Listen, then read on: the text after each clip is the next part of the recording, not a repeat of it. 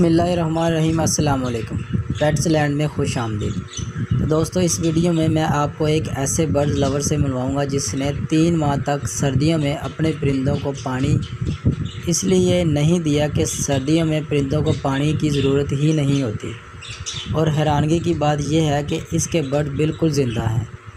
Video देखने से पहले चैनल को ज़रूर सब्सक्राइब कर लें। तो चलते हैं वीडियो की तरफ। किन्ने महीने? 3 महीने। 3 महीने तो घुट पानी नहीं पाया ना कर तेन लगा भी नहीं भी उन्होंने पानी पीना? नहीं। रौला रूला पांदे?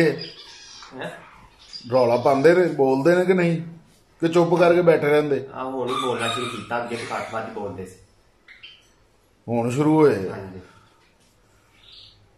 हुण तुसीं उन्होंने पानी पा देना है जनाब? पा देंगे, जाते सारे पा देंगे।